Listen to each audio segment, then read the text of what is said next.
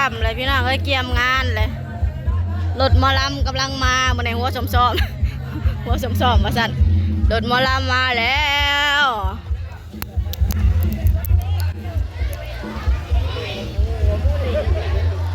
รถนี้เอาไปพ่อมือนั่นนะอัดแน่นคันเดียวเต็มรถอาญะพี่น้องเอ้ยขนาดอีหยังดอกฟ้าเพชรโพนทอง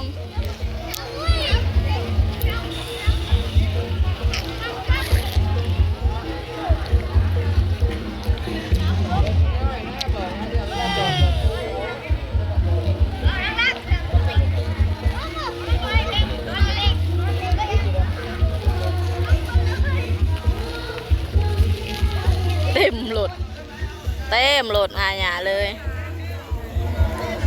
ข้างในเพิ่นก็กำลังม่วน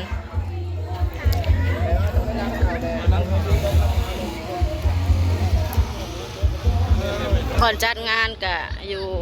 พี่เลยพี่น้องทางโซนทางไหนาเพื่อนงานในเครือญาติเดียวกันนี่แหละพี่น้องเลยยามเวียงยามงานก็มาซอยกันตอนนี้รถมาลำมาฮอดแล้วตอนแรกเพิ่นก็สิลำสอดแจ้งพี่น้องมาเสียอาหารหมอลำนำกันเด้อ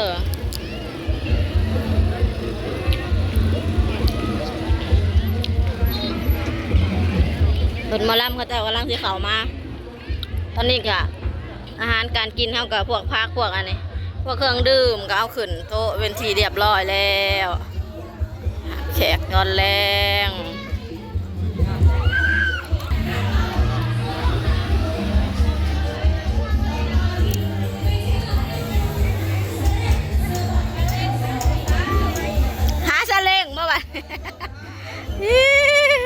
เขาจะเอาไปเก็บเมื่อแล้ว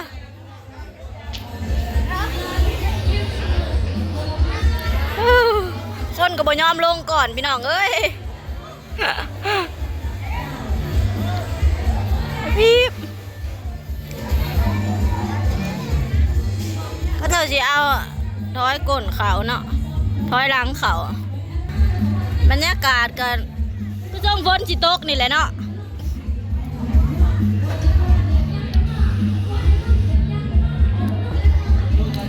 งานใหญ่อลังการเติบพี่น้องเลย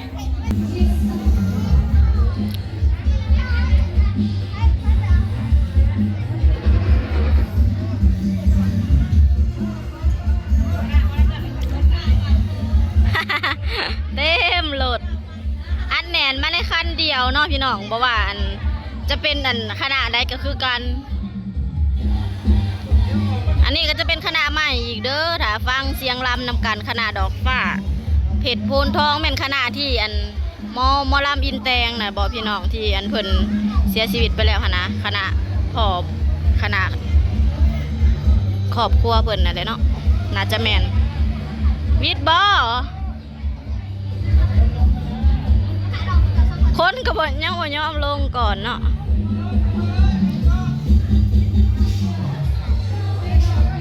เสียงแต่ค่าจะน้ำเพลงนี่เด้อเสียงน้ำเพลงก็จะเปิดเพลงลิขสิทธิ์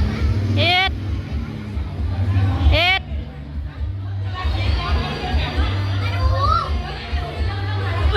เสียวเลยวิทย์แล้วบาดนี่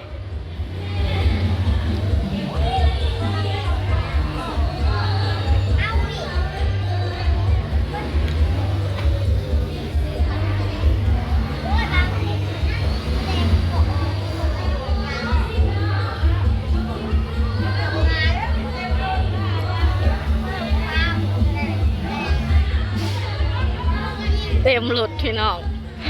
เต็มคักเต็มแน่คณะโตอันลงในอันโตมาในงานบุญเพื่อนไอ้บอยนะเธอจะบ่นั่งจังสี่เนาะเขาจะสินั่งอยู่ลุ่มอันนี้นั่งบ่หัวสมอยู่เลย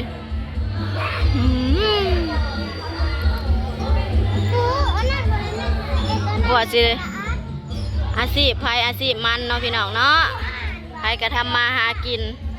เพื่อสิได้เงินมาแต่ละบาทแต่ละคนอาชีพกระต่างกันไปหาเงินเลี้ยงชีพเลี้ยงฝากเลี้ยงท้องถ้าเพิ่งก็จะชิลงวันนี้พี่น้องจ้าทางในก็เปิดเพลง ถ้าเปิดเพลงว่าสันเปิดเพลงลบอยู่เดียวนี่ย่านติดลิขสิทธิ์กระทอกัน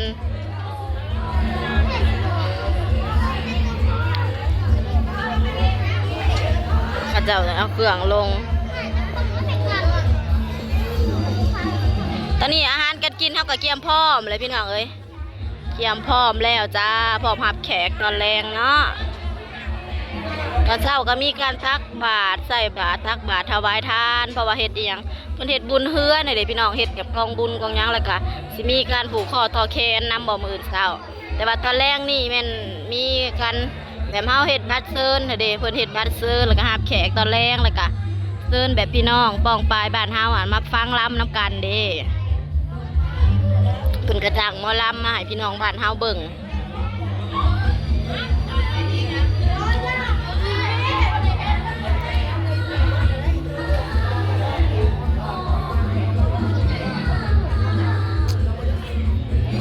ถ้าเจ้าก็สิอายได้เฮาแล้วพากันยืนเบิ่งสำลาบ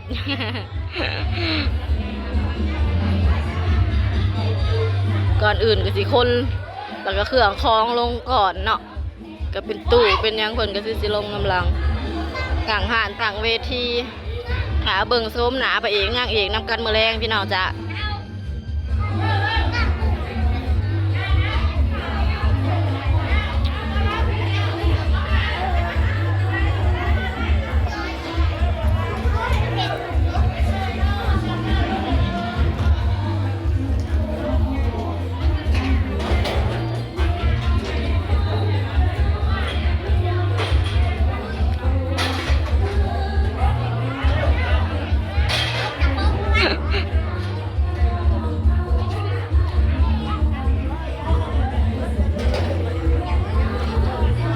ช่วงหนึ่งก็เป็นลมๆอ่ะเป็นทะยานฝนตกเลย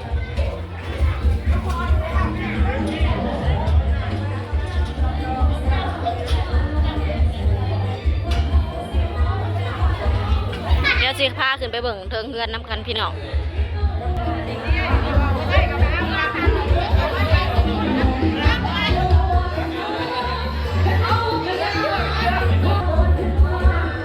สาวหับแขงมาเลยมาสาวๆพี่น้องเอ้ยมาซอยเวียกซอยงานยังบ่ได้มือเลยตอนแรกก็จะมาเด็กๆมาเบิ่งหมอลำ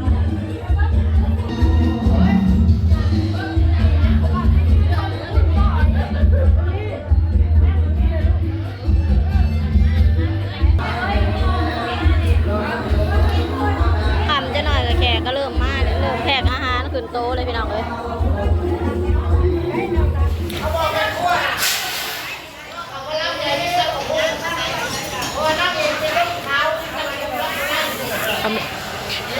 กำลังกลางเวทีพี่น้อง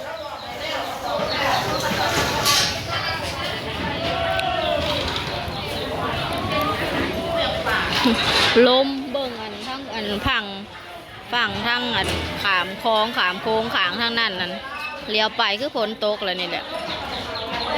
บรรยากาศขอเพียงอย่าห้ามหมอลำมะแรงกับพ่อพี่น้องฝั่งนั่นเลี้ยวไปเป็นตกแล้วล่ะพวกเขาเจ้ากินข้าวปุ่นกินยังโอ้สาวหมอลำลี่อยู่ข้างนะพี่น้องเอ้ย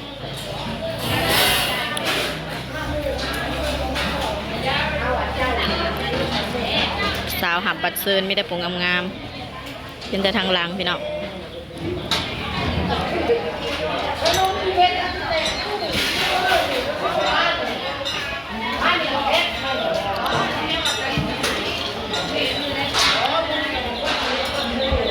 ช่วงแรงๆสิมันมืดๆพูดแหละจังสิสุลมุนช่วงหับแขกหับคน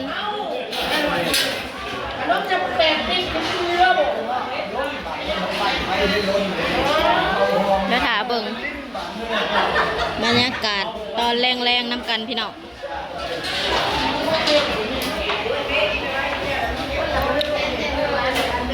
ถามาเบิ่งสาวหมอลำน้ำกันจ้า